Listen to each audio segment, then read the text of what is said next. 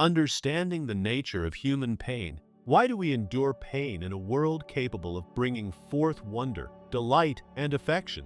How can a universe filled with charm and happiness also be one of agony, sorrow, and brutality? This enigma, commonly called the problem of suffering, has perplexed mankind for countless generations. It confronts our beliefs about reality, ethics, and even the very design of the cosmos. At its essence, this dilemma is not solely about the cause of suffering, but about its significance and how we should react when faced with it. Pain manifests in countless ways, from the physical torment of wounds to the emotional grief of heartbreak or bereavement. It is an unavoidable aspect of being human, intricately interwoven into the tapestry of our lives. What renders suffering so mystifying is how universally it appears.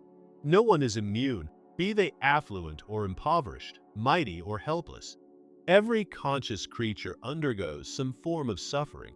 This collective experience provokes deep questions. Is pain indispensable? Is it arbitrary? Or might it serve a higher function? Throughout history, philosophers and scholars have interpreted the issue of suffering through various lenses. For those who adhere to a spiritual or divine belief system, pain presents a profound theological dilemma. If a deity is omnipotent and loving, why would such a being allow anguish to persist? This quandary, often referred to as the problem of evil, has fueled philosophical and religious debates for ages. Some propose that suffering tests our devotion or fosters inner growth. Others contend it is a result of human autonomy, an inevitable consequence of the freedom to choose. Yet such responses often seem insufficient. They may clarify individual cases but falter when confronted with widespread affliction, natural calamities, illness, or senseless tragedies. Non-religious or secular viewpoints frequently analyze suffering from a biological or evolutionary standpoint. Pain, for example, acts as a critical alert system, warning organisms of imminent harm. Without the ability to sense pain, someone might not pull their hand from a flame or notice symptoms of disease. Emotional suffering, too, has evolutionary value. Fear helps us stay vigilant, while grief assists in coping with loss and adapting to change. From this angle, suffering is not divine punishment or ethical failure, but rather a vital aspect of survival. Still, understanding why suffering exists doesn't necessarily make it more tolerable. We're left questioning why existence must be founded on something so vulnerable. Existential philosophers such as Friedrich Nietzsche and Jean-Paul Sartre regarded suffering as an unavoidable component of human life. They believed it forced us to search for meaning within an indifferent or even chaotic universe. Nietzsche famously wrote, "To live is to suffer. To survive is to find meaning in the suffering."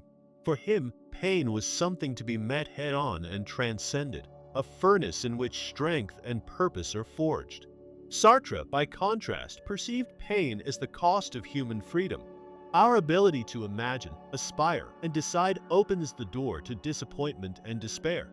In his perspective, suffering is an inseparable part of human reality, the price we pay for a life rich with emotion and choice. A contrasting outlook can be found in Buddhist thought, which places the reality of suffering, referred to as dukkha, at the very heart of its doctrine. The Buddha taught that suffering arises from desire and attachment, our longing for pleasure, permanence, and control. These urges clash with the ever-changing nature of the world, giving rise to unease and distress. The Buddhist path offers a route to lessen suffering by nurturing mindfulness, ethical behavior, and insight. While this approach may not erase all suffering, it equips practitioners with the tools to comprehend and manage it, ultimately guiding them toward inner calm and liberation. In the realm of modern psychology, new insights have emerged about how we process pain. Much of our emotional distress stems not from events themselves, but from the internal narratives we attach to them. For instance, being dismissed from a job is undeniably hard, but the suffering often deepens when thoughts like "I'm worthless" or "I'll never recover" take hold. Therapies such as cognitive behavioral methods and mindfulness-based practices strive to break these mental patterns, allowing people to reshape how they perceive hardship and reduce its emotional weight. In our present era, with advances in artificial intelligence and transhumanist concepts, new questions are being asked.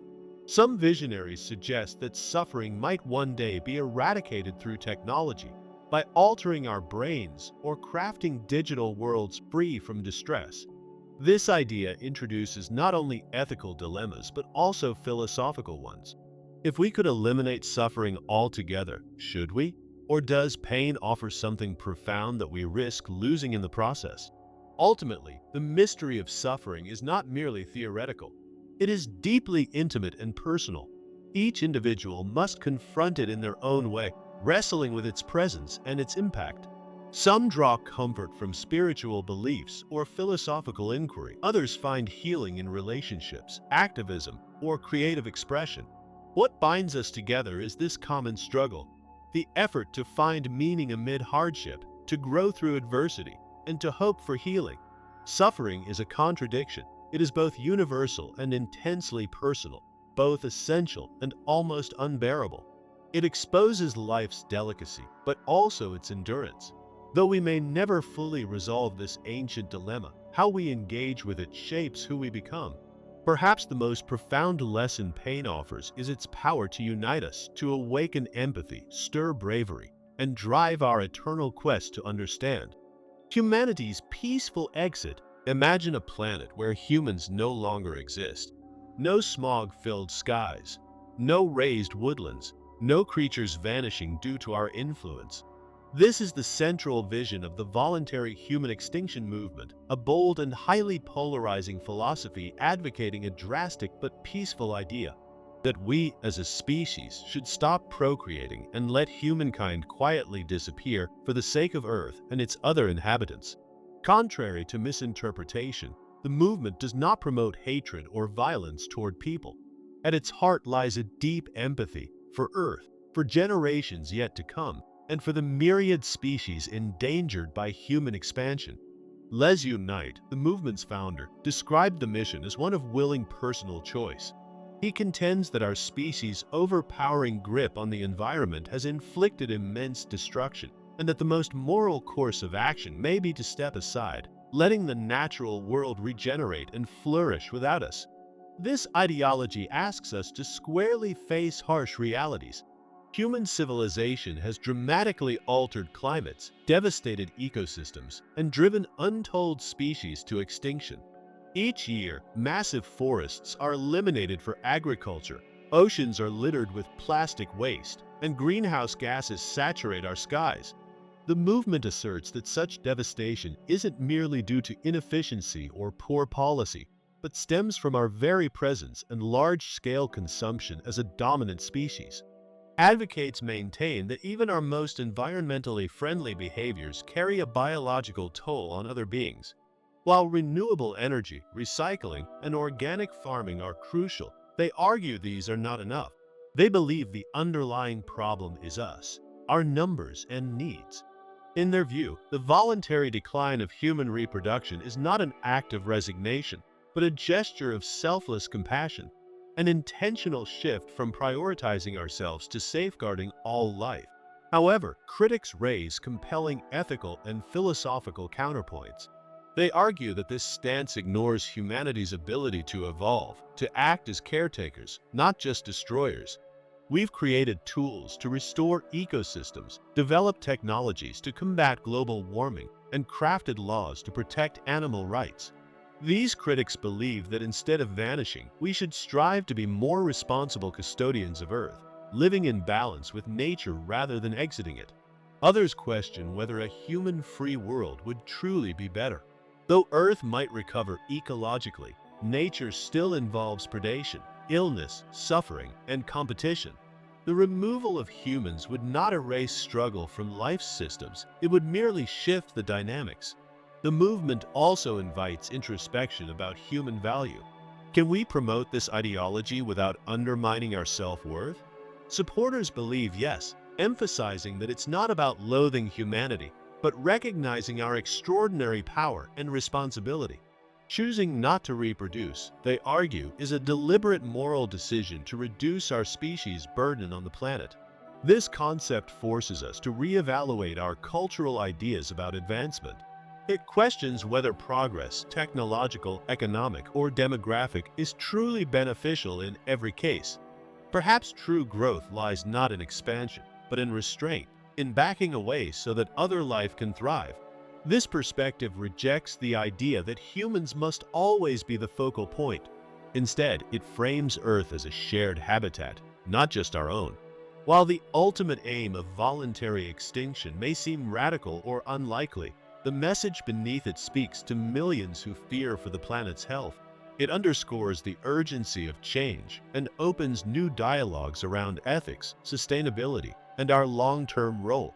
Regardless of whether one agrees with this ideology, it presents a powerful reminder. Our unchecked behavior carries real consequences, and as the dominant species, we bear the weight of those outcomes. Importantly, the movement does not seek to enforce or coerce. Rather, it encourages contemplation about the future we're shaping and what kind of legacy we want to leave. It dares us to imagine a version of human history that ends not with collapse or violence, but with intentional compassion. Whether humanity evolves, adapts, or gradually exits, the existential challenges posed by this movement remain potent. They force us to consider where the balance lies between progress and preservation, and what kind of world we truly want to pass on. I look into anti-natalism. What if bringing a child into the world is actually one of the most self-centered decisions a person can make? This may sound unusual, even provocative, but it's the foundation of a philosophical stance called anti-natalism. To begin understanding it, let's consider a mental exercise. Picture yourself in possession of a mystical key. This key holds the unique ability to generate a new human life, an individual who will undergo everything life has to offer: joy, love, wonder, and also pain, fear, and sorrow. But there's a condition. The life you create comes with no promises. It may be a journey of happiness and awe, or one plagued by unimaginable suffering and despair. The individual you bring into existence doesn't get a vote in the matter. This entire choice is in your hands. Would you turn that key? This moral dilemma is at the core of anti-natalism, a philosophical perspective that questions the ethics of creating new life. One of its most notable proponents, David Benneter, presents a compelling case in his book Better Never to Have Been. He introduces the concept of existential asymmetry. If someone is never born, they don't suffer, and that's clearly a good thing. They also miss out on pleasure, but since they don't exist, they aren't deprived of it. By contrast, if someone is born, they will inevitably endure some level of pain, even if they also feel joy. Benneter asserts that the harm of suffering outweighs the value of happiness. In his assessment, creating life is intrinsically unethical because it imposes harm on someone without their consent. But anti-natalism is more than just an abstract idea or theoretical argument. It's also grounded in the very real, often brutal realities of our world. Consider the vast spectrum of suffering that exists: widespread poverty, disease, warfare, environmental degradation. Even those who lead relatively privileged lives aren't spared from heartbreak, anxiety, or the looming specter of death. Each new life, say anti-natalists, is another sentient being cast into this uncertain and frequently harsh reality. Some suggest that in a world so saturated with suffering, creating new life is not an act of love, but of denial or self-interest. The theory also intersects with moral questions about duty and care. Philosopher Julio Cabrera, another leading anti-natalist thinker, takes a strongly ethical stance. He proposes that reproduction violates core moral principles. In Cabrera's view, giving birth disregards the consent of the individual being born. It imposes physical, emotional, and existential burdens without permission. Therefore, he considers the act of procreation morally troubling. He even goes further to say that having a child isn't necessarily an act of affection, but one of authority, a unilateral decision made by a parent over another's entire existence. Beyond personal suffering, anti-natalism also reflects on the collective footprint of humanity. Environmental thinkers, such as Les Knight, who founded the voluntary human extinction movement, advocate that halting human reproduction could be a compassionate act, not only for people, but for the Earth itself. Knight's argument is based on the reality that human activity has caused devastating environmental damage. Deforestation, habitat destruction, mass extinction, and climate change. To anti-natalists like Knight, a planet without humans wouldn't be a loss, but a path back to ecological equilibrium. A world in which life can recover, flourish, and evolve, unburdened by humanity's destructive presence. But then comes the inevitable counter-question. What about life's joys? The sound of children's laughter, the comfort of companionship, the thrill of discovery. Don't these redeem the human experience? Anti-natalists acknowledge these moments exist, but they argue that they are often fleeting and usually overshadowed by life's inescapable hardships. For every burst of joy, there is the lurking shadow of grief. For each warm moment, there's the chill of uncertainty. Every life ends, and for many, that ending involves pain or fear. To anti-natalists, the presence of beauty doesn't cancel out life's cruelty. The moments of light do not negate the weight of inevitable suffering. Opponents often criticize anti-natalism as excessively bleak or even nihilistic. But many anti-natalists push back against this label.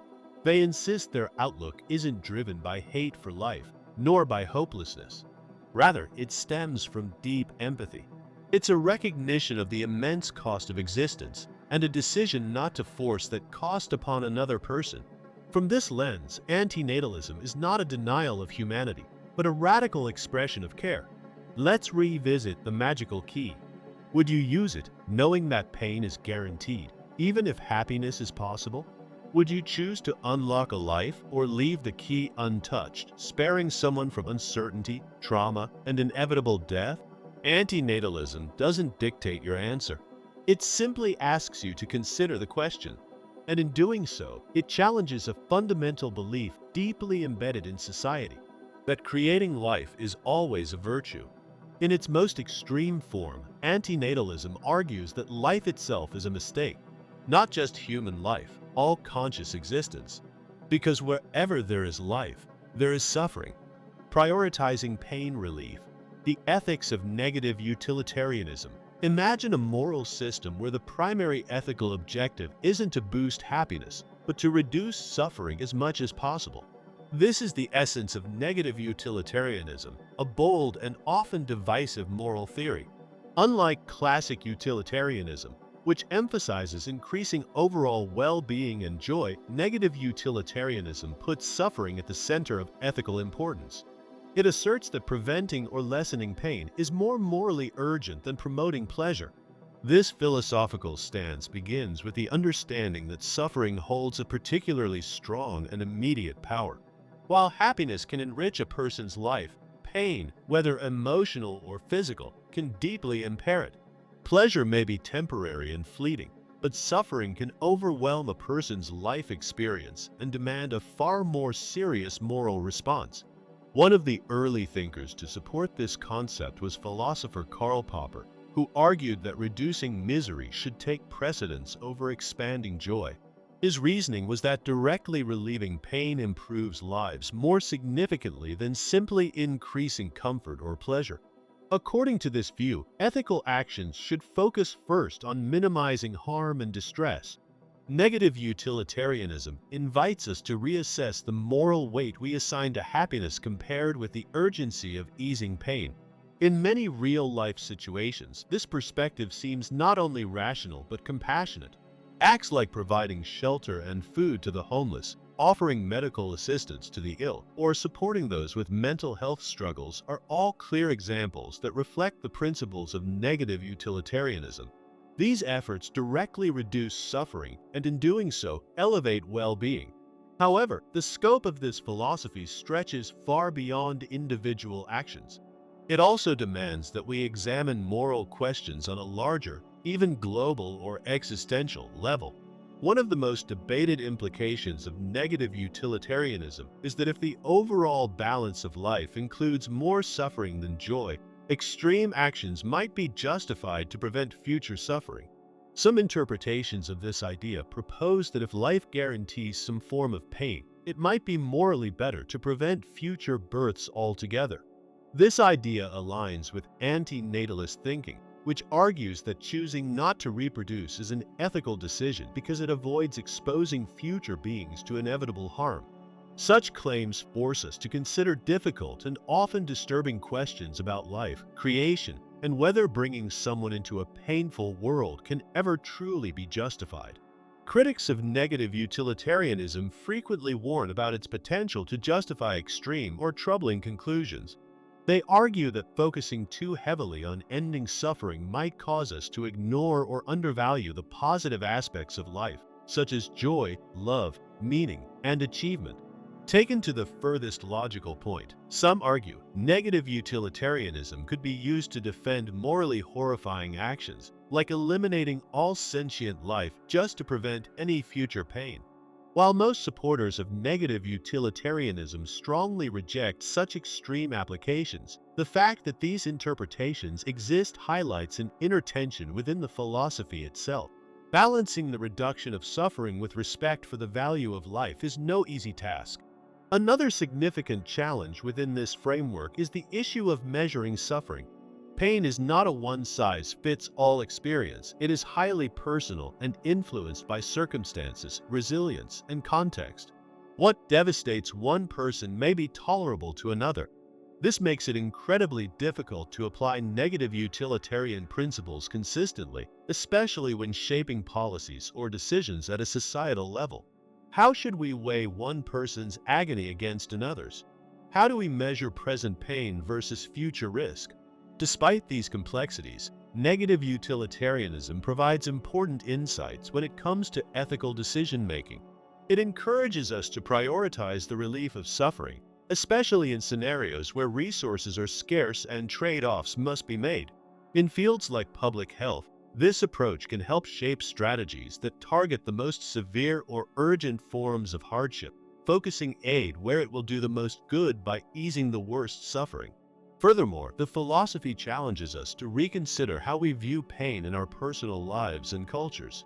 Many societies romanticize suffering as if hardship builds character or spiritual depth, but negative utilitarianism flips that idea, urging us to view compassion and the active reduction of pain as deeper moral virtues. It invites us to cultivate greater empathy and a sense of responsibility toward those who are hurting. Ultimately, negative utilitarianism doesn't reject happiness. It acknowledges that joy has value, but insists that suffering is morally more urgent. It compels us to face the more painful realities of life with honesty and care. It reminds us that even small acts of kindness can play a vital role in easing another person's burden. While the philosophy may provoke uncomfortable reflections or draw skepticism, it underscores a timeless ethical truth. Relieving pain is a deeply human mission, one that transcends cultural and philosophical differences. It doesn't ask us to abandon happiness, but to ensure that in seeking it, we never overlook those who are enduring the heaviest suffering. Philosophy of Efilism and the paradox of value, a predator chasing down its target, an insect consumed by a larger creature, an infinite loop of birth, agony, and eventual demise. This is the core of a radical ideology known as Efilism, a perspective that not only challenges the purpose of human life, but scrutinizes the very essence of living itself. What if the most compassionate act isn't to protect or continue life, but to end it? Visualize an eternal machine, tirelessly operating for billions of years, constantly producing organisms. Each life form is encoded to battle for existence, endure distress, and ultimately perish. This isn't a design guided by purpose or wisdom. It's a blind, mechanical force focused solely on DNA replication. This, essentially, is evolution, a biological engine. Ethicists argue that this engine is inherently defective, and more than that, it is malevolent. They propose that life is an unconscious process, built on suffering and driven forward without any greater justification. Let's observe this in the wild. Envision a lion sprinting after a zebra. The lion must kill to eat. The zebra, gripped by fear, must escape to live. Neither creature chose this grim interaction. The lion kills from hunger. The zebra flees from terror. One's agony is the other's sustenance. This so-called natural harmony is, at its root, a massacre. To Efilists, this isn't just sad. It's proof that the very framework of life is corrupted. But this philosophy extends beyond wilderness. It critiques human life as well. Even under the best conditions, humans face the unavoidable facts of aging, sickness, and eventual death. Joy is momentary. Suffering is continuous. Every cheerful memory is counterbalanced by countless episodes of stress, grief, and defeat. And this applies to all conscious beings, from tiny bugs to massive mammals. All life is ensnared in the same dreadful pattern. The Efilist stance is both disturbing and profound. Evolution, the mechanism that fostered life, is indifferent to the happiness of its creations. It only seeks survival and replication, regardless of the cost. From this perspective, life isn't divine or special. It's an ongoing sequence of craving, distress, and death. To perpetuate this process, Efilists argue, is not only futile but morally unjust. Now imagine a lever in your hand. If pulled, all sentient life across the cosmos would silently vanish. No fear, no pain, no suffering. Would you pull it? This thought experiment captures the heart of Efilism. It is not born from misanthropy, but from compassion for all beings locked in the torment of existence. Efilists contend that true morality lies in the prevention of suffering, even if that means bringing existence itself to an end. Many critics deem this ideology extreme, even nihilistic. But Efilists reply that their argument is based in reason and empathy. They ask, if you wouldn't impose never-ending misery on someone you love, why would you permit a system that does exactly that? To them, the conclusion is clear. Stop the engine, shut down the system, bring the cruel experiment of life to a merciful halt. This belief shakes the pillars of how we understand existence. It doesn't comfort, it confronts. Efilism demands we face the darkest truths of life and consider an unthinkable possibility. Does existence merit its price? Imagine a world in which billions of people live lives just barely worth living, and yet this world is judged to be more morally desirable than a smaller population where everyone is truly happy. This philosophical dilemma is known as the repugnant conclusion, introduced by thinker Derek Parfit in his landmark work Reasons and Persons. It shakes the foundations of how we define a good world and challenges deep-seated assumptions about happiness, ethics, and population. The paradox arises from utilitarian population ethics, a framework aimed at maximizing the total amount of happiness. Picture a tiny, thriving community where everyone lives a deeply joyful life. Now, start adding more people, each with a life that's modestly positive, just above neutral. As the population grows, the average happiness decreases, but the overall total happiness increases.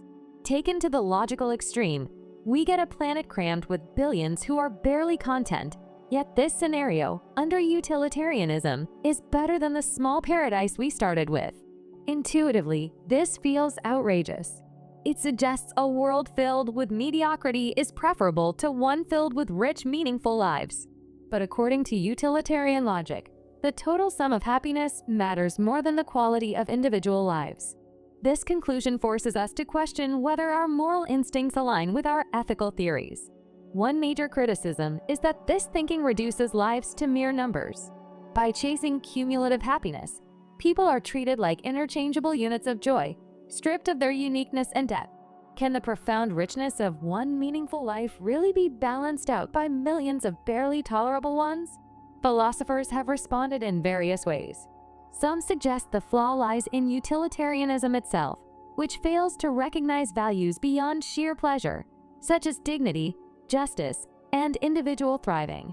Others, like Parfit, have explored alternatives, such as the average utility principle, which emphasizes average happiness rather than total.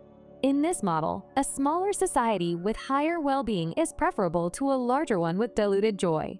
But this, too, has problems. For example, it might justify reducing populations to artificially raise happiness averages, even if that harms some individuals. Another perspective questions whether creating new lives is morally meaningful at all. Some ethicists argue that morality should focus on existing people, rather than valuing the act of adding new ones. This view challenges the belief that more people equals more goodness. Instead, it prioritizes the well-being of those who already exist. This debate has real-world stakes. In global development, leaders must often choose between improving life quality for fewer people or expanding basic access for many. The repugnant conclusion could be misused to favor large-scale mediocrity over deep human flourishing. Parfit's thought experiment has impacted countless debates, from reproductive ethics to international policymaking. It compels us to reassess what we consider moral progress. Is happiness a reliable measure of a life's worth? Or is it far too shallow to account for the full complexity of human experience? How do we balance the needs of the one against the many? And how should we consider the rights of people who don't even exist yet? At its heart, the repugnant conclusion is more than a puzzle. It's a mirror reflecting the contradictions in our moral outlook. Wrestling with this paradox helps us uncover the boundaries and blind spots of ethical thought. And it reminds us, striving for a better world will often lead us into difficult, uncomfortable questions.